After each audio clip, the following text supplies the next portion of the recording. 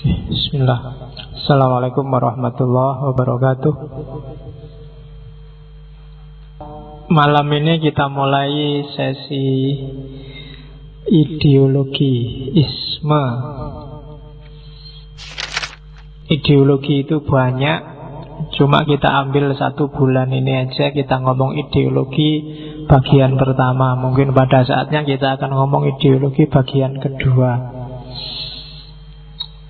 Saya ambil yang paling terkenal di Indonesia, yaitu sekularisme, pluralisme, dan liberalisme.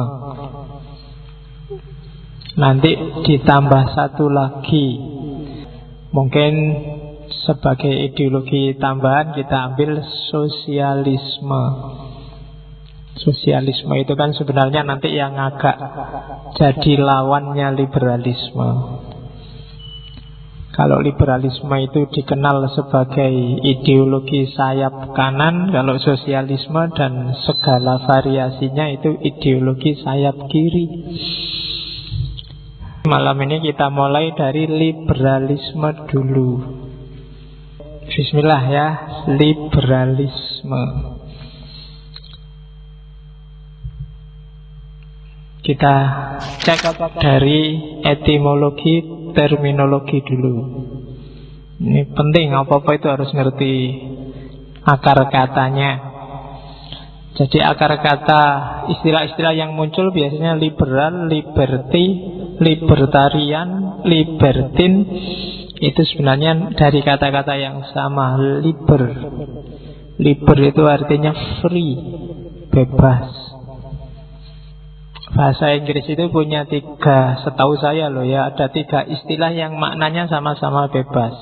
Yang pertama freedom, yang kedua liberty, dan yang ketiga independent. Itu sebenarnya dipakai sehari-hari, mungkin kamu bisa pakai yang mana saja, sama-sama artinya bebas. Cuma kalau dijelimeti di kamus itu maknanya bisa beda. Kalau freedom itu lebih ke bebas secara negatif. Apa bebas secara negatif itu? Bebas dari. Jadi kamu bebas dari kuliah yang menjemukan, itu freedom, free. Kadang-kadang gitu. Cuma meskipun juga bisa kamu artikan bebas for, tapi lebih sering freedom itu bebas dari apa. Kalau liberty itu sering diartikan bebas untuk apa.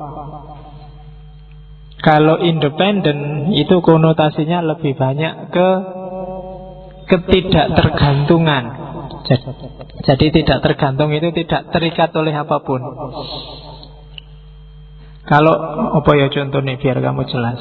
Misalnya kamu diputus pacarmu, kalau kamu merasa akhirnya aku bebas dari kamu, itu berarti masih freedom. Kalau kamu terus setelah ini gimana ya, ada nggak yang mau sama aku, itu kamu freedom tapi belum liberty. Kamu masih bingung mau ngapain, masih tidak jelas. Kalau konotasinya bahwa kamu merdeka, wah aku sudah nggak terikat lagi, aku sudah terserah aku habis ini mau ngapain, itu independent. Kalau freedom itu kamu bebas tapi masih terbayang-bayang, masih apa-apa masih teringat dia, itu freedom tapi belum independent. Kalau sudah independent itu kamu sudah tidak ada kamu juga tidak apa-apa. Nah itu independent analoginya. Ketika Belanda pergi dari Indonesia, itu sebenarnya kita freedom. Apa kita independen? Ya kamu boleh tanya lagi, apa kita sudah nggak tergantung sama luar negeri, nggak tergantung sama barat? Mungkin belum. Oke. Nah, malam ini kita liberty. Sebenarnya kalau diterjemah pakai bahasa Indonesia, semuanya bisa kamu terjemahkan dengan kata-kata bebas. Jadi bebas itu ya free. Ya kan, kalau di Indonesia free mungkin lebih kadang-kadang dipakai arti gratis, tidak bayar. Yang paling kamu seneng kan terjemahan free yang gratis itu. Ya, free change. Oke, Liber dapat atau libertin dapat akhiran isme. Jangan salah, tahun 2015 kemarin kata-kata paling populer, paling terkenal di kamus online itu, Merriam-Webster, itu word of the year, kata-kata paling populer dalam tahun itu adalah kata-kata ism. Jadi ternyata banyak sekali orang yang mengejar maknanya ism. Makanya sekarang kita pakai sesi ideologi biar kamu gak ketinggalan zaman. Kalau orang di sana-sana ngejar ism, kamu juga harus ngerti ism itu apa. Ism itu kalau di barat muncul, dipakai sekitar abad 17, tahun 1680-an sekian oleh filosof namanya Thomas Carlyle, yang nanti diteruskan oleh Bernard Shaw. Jadi itu tidak lama. Kalau ism dari bahasa Yunani kuno, ismos, nanti diadopsi oleh bahasa Latin, diadopsi lagi ke dalam bahasa Perancis, baru terakhir masuk ke dalam bahasa Inggris, oleh Inggris diadopsi di Indonesia jadi isme. Jadi sudah lewat banyak sekali penyerapan. Sehingga kemudian muncul istilah liberalisme, diterjemahkan secara sederhana sebagai ideologi. Jadi kalau orang itu hakikatnya bebas, tapi begitu masuk liberalisme berarti kebebasan, dia jadi ideologi. Kalau itu sudah jadi ideologi, berarti di situ juga sudah ada patokan baku yang harus diikuti untuk menuju ideal tertentu. Jadi ketika itu ideologi, sistemnya biasanya sudah tertutup, sudah ada patternnya, sudah ada polanya. Harus begini kalau mau begitu. Itu biasanya sudah coraknya ideologi. Oke, jadi secara etimologi itu, secara terminologi itu ya, dia ideologi atau sebuah perspektif filsafat lebih terkenal di dalam dunia politik yang dasarnya adalah kebebasan dan persamaan hak. Kebebasan dan persamaan hak dalam apa? Secara umum itu konsepnya bebas dan sama haknya dalam berpikir dan berekspresi. Nyawanya ada di situ. Jadi orang yang disebut liberal atau menyatakan dirinya liberal atau dianggap liberal itu sebenarnya dia harus punya ciri bebas mikir dan bebas berekspresi. Jangan menyebut dirimu liberal kalau kamu apa-apa masih manut, masih nurut, masih ikut siapa atau ikut apa. Karena value dasarnya liberalisme itu bebas berpikir dan bebas berekspresi. Terus keywordnya sebenarnya ada 3. Jadi kata-kata kuncinya, kalau kamu diskusi tentang liberalisme, biasanya 3 hal itu pasti terlibat. Yang pertama, kebebasan berpendapat, berbicara, berwacana.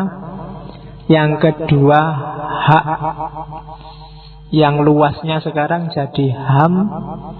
Dan yang ketiga, anti tirani, anti penindasan, anti diskriminasi, anti hegemoni. Pokoknya 3 itu keywordnya. Jadi yang pertama adalah freedom of speech, kebebasan berbicara, kebebasan berpendapat.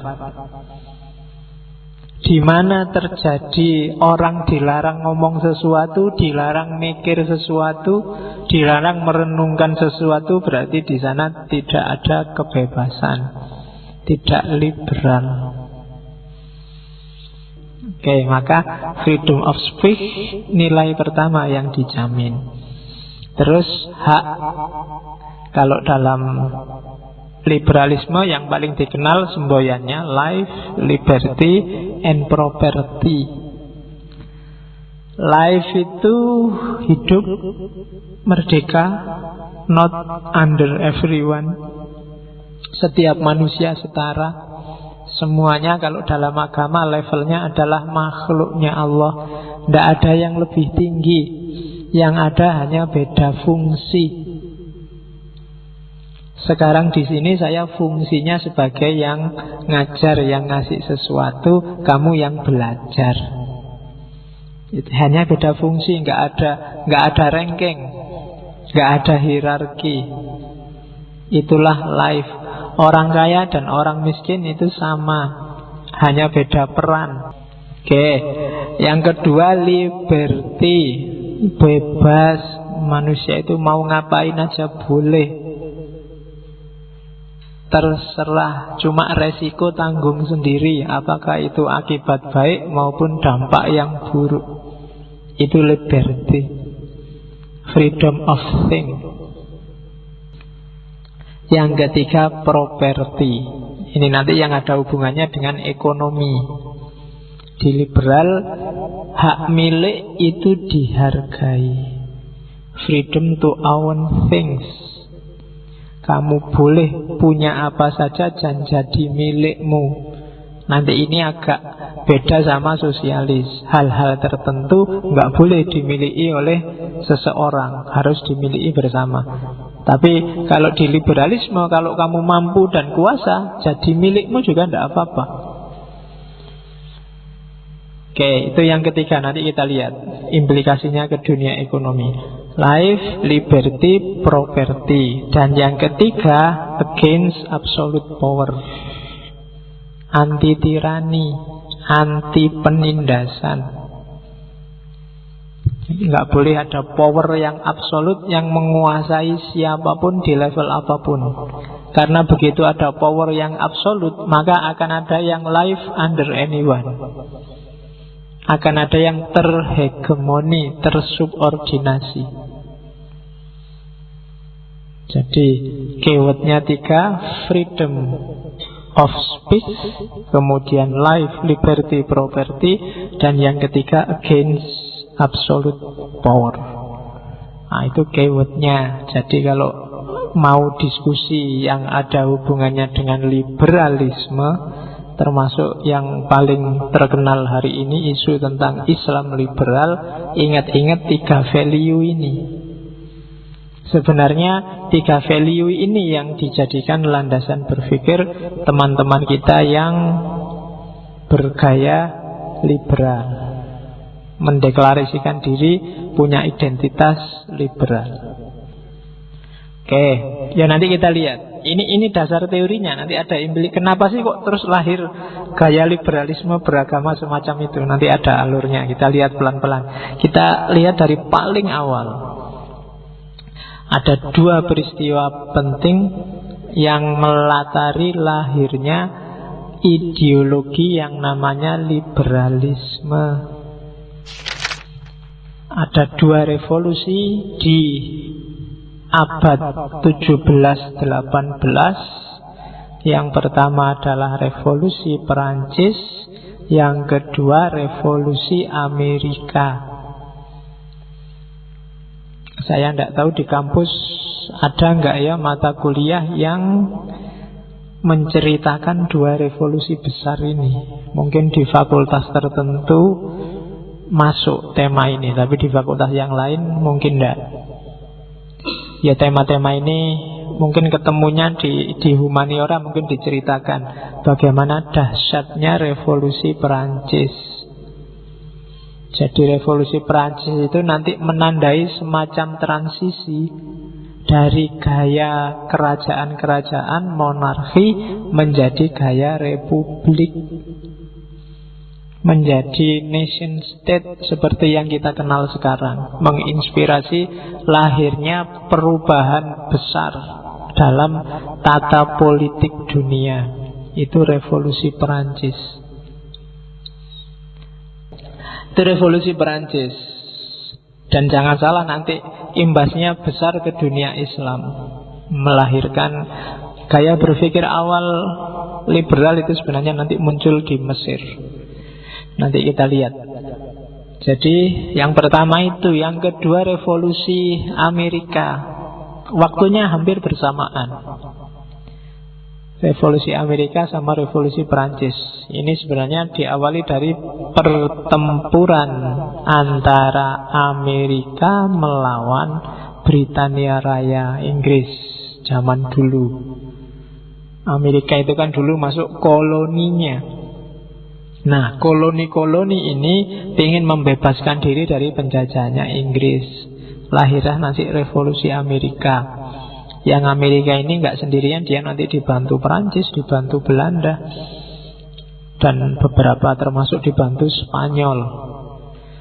Dan melahirkan konsep yang terkenal Declaration of Independence, naskah proklamasinya Amerika yang menginspirasi lahirnya liberalisme. Kalau revolusi Perancis kan dikenal dengan 3 semboyannya: liberty, equality, dan fraternity. Kebebasan, kesetaraan, dan persaudaraan. Dari situ nanti lahir ideologi liberal, termasuk revolusi Amerika. Oke, jadi kesejarahannya begitu. Dari situ nanti muncul bibit-bibit kesadaran bahwa kesadaran ini sifatnya masif sedunia. Orang mulai sadar bahwa kita itu ternyata bebas loh ya, manusia itu setara loh ya. Kok mau-maunya selama ini dihegemoni, dijajah. Kerajaan-kerajaan itu kok orang-orang yang hidup di istana kok enak-enakan narik pajak, nggak ngapa-ngapain. Kita yang susah setor pajak, mereka hidup enak, kita yang sengsara, kita nggak dapat apa-apa. Dia yang enak-enakan terus, nanti yang melanjutkan kekuasaan anaknya, cucunya, lah kita dapat apa? Mulai kesadaran-kesadaran ini muncul. Bangsawan itu enak aja, nggak ngapa-ngapain. Ya kayak hari ini mungkin kamu kan jemu sekali, jengkel sekali sama DPR. Kerjanya apa? Cuma rapat, ngantuk, absen, bayarannya paling besar, dapat mobil, dapat itu. Nah, sama persis kayak zaman itu menghadapi bangsawan. Saya tidak tahu ya, sikapmu yang bosan dengan DPR nanti bisa lahir revolusi apa enggak. Kalau di Perancis zaman itu lahir revolusi. Termasuk di Amerika, orang merasa dihegemoni dan tidak betah. Nah, abad ke-17-18 orang Eropa saat itu lahir kesadaran besar, khususnya tentang kebebasan dan kesetaraan manusia. Nah, itu yang terjadi di Perancis zaman itu. Jadi raja-rajanya diberontak, diturunkan, lahirlah era baru, peradaban manusia, munculnya nation state, negara bangsa, termasuk nular ke Indonesia. Semangat ini juga kan nanti nular ke Indonesia. Orang mulai sadar, loh ya kita ini ternyata dijajah ya, tidak cuma oleh Belanda, tapi juga oleh raja-raja kita, tapi juga oleh feodalisme, oleh aristokrasi, dan macam-macam. Oke. 2 filosof besar yang turut andil dalam merancang tumbuhnya benih kesadaran itu adalah John Locke dan Thomas Hobbes. Nanti juga ada John Stuart Mill untuk yang liberalisme sosial. Ini 2 orang berteori, teorinya kebalikannya tapi dampaknya sama.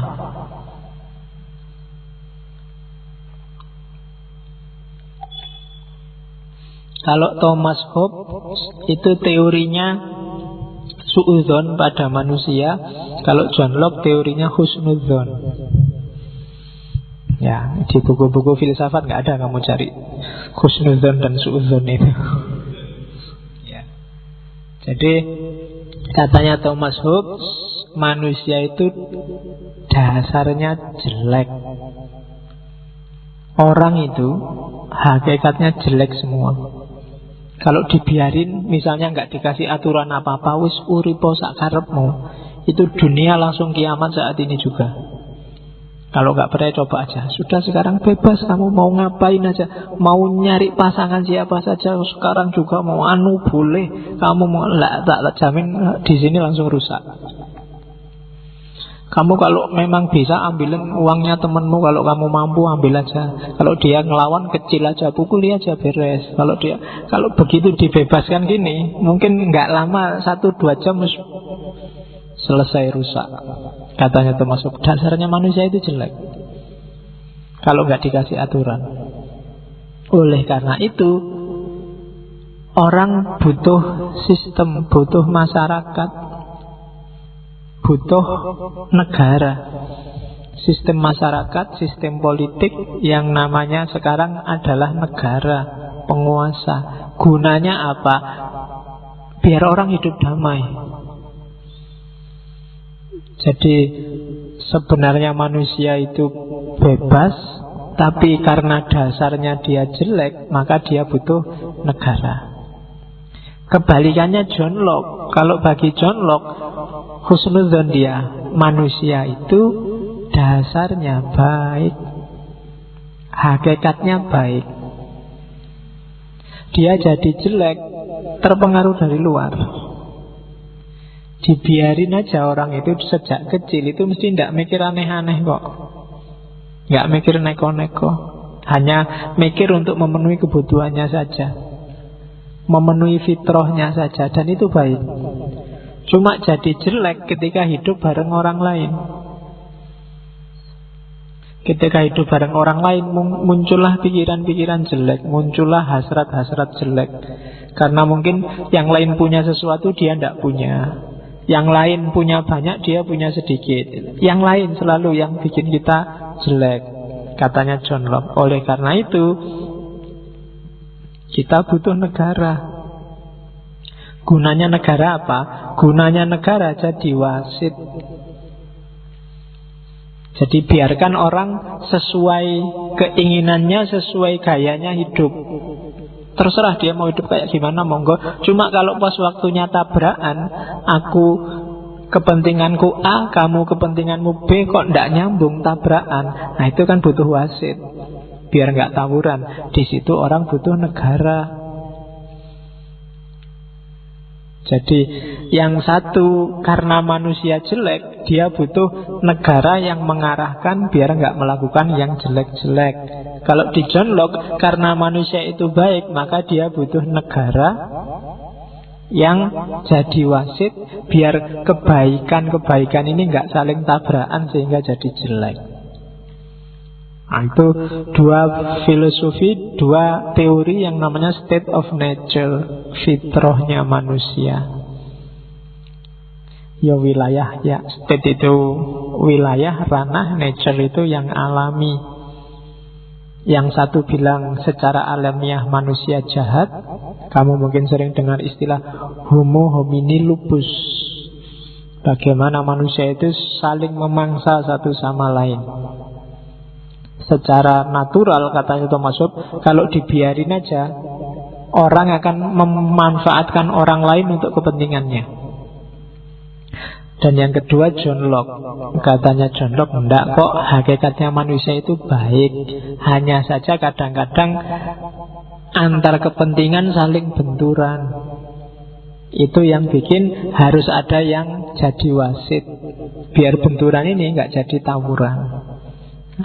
Dua teori ini dari Thomas Hobbes dan John Locke nanti menginspirasi banyak orang untuk merumuskan karena itu seperti apa bagusnya, baiknya setiap orang mengekspresikan kebebasannya.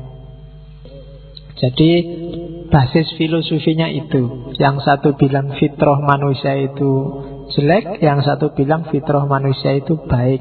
Tapi dua-duanya sama-sama bebas. Karena dia bebas, sementara yang satu jelek, yang satu baik, maka orang butuh aturan Untuk ngopeni aturan butuh penguasa. Lembaganya penguasa itu hari ini namanya negara. Kalau nggak ada negara yang pro demokrasi dan anti demokrasi, mungkin sudah perang sejak dulu. Kalau nggak ada negara, mungkin bahkan NU dan Muhammadiyah itu sudah pukul-pukulan sejak lama. Itu gunanya negara. Ya, the state of nature. Nah, dari ide dan sejarah dan filosofi tadi, nanti lahir pertama namanya liberalisme klasik. Gagasan-gagasan awal tentang liberalisme. Munculnya liberalisme awal itu modelnya adalah model kebebasan negatif. Saya bilang tadi model freedom, bebas dari. Bebas dari apa saja, termasuk dari masyarakat. Orang-orang liberalisme klasik punya pandangan kalau bisa sistem, aturan, kemudian dogma, ajaran, norma sosial, apapun itu yang hubungannya sama kehidupan bareng, seminimal mungkin. Semakin minimal norma, ajaran, adat, tradisi, semakin orang bebas. Semakin banyak aturan, semakin banyak tradisi, semakin orang tidak bebas. Ya saya bilang tadi, biarkan aja orang dengan kebebasannya, kecuali dalam bagian-bagian yang tabrakan. Kalau nggak tabrakan, nggak usah diatur, nggak masalah. Maka perannya masyarakat, perannya institusi sosial, institusi politik, termasuk negara, itu hanya sebagai wasit. Jadi dia nggak harus main di wilayah yang dia seharusnya nggak main. Maka nanti dikenal ada pembedaan antara ruang privat sama ruang publik. Bagi orang liberal, ruang publik itu jangan luas-luas, kecil aja nggak masalah. Yang harus luas, ruang privat. Urusanmu sendiri diperbanyak, urusannya bareng-bareng dipersedikit. Nah itu semakin kita bebas. Karena bebas ini bagi kelompok liberal kan fitrah kita. Semakin kita nggak bebas, semakin kita nggak bisa eksis jadi diri kita sendiri. Jadi di liberalisme klasik sangat diwanti-wanti, jangan sampai kamu mengorbankan individu untuk kehidupan sosial. Logikanya tidak semacam itu. Logikanya adalah kalau individu-individu itu baik dan nyaman, otomatis masyarakat, kehidupan bersama juga baik dan nyaman. Jadi Indonesia ini bangsa yang ramah apa bangsa yang mudah marah, itu tidak tergantung Indonesianya, tapi tergantung individu-individu yang ada di Indonesia. Nah itu liberalisme awal. Gayanya kayak gini karena zaman itu orang sedang dijajah habis-habisan. Gaya imperialisme itu kan sedang marak-maraknya di level apapun, baik fisik maupun politik, ekonomi, budaya. Kalau hari ini kan yang imperialisme fisik kan tidak ada. Orang dijajah itu biasanya budayanya, ideologinya, atau mungkin ekonominya. Tapi yang penjajahan murni mungkin sudah dapat dikatakan nggak ada hari ini. Jadi itu liberalisme klasik. Terus sebenarnya ini bukan lawannya liberalisme modern namanya, tapi kelanjutannya. Jadi kelanjutan dari liberalisme klasik adalah liberalisme modern.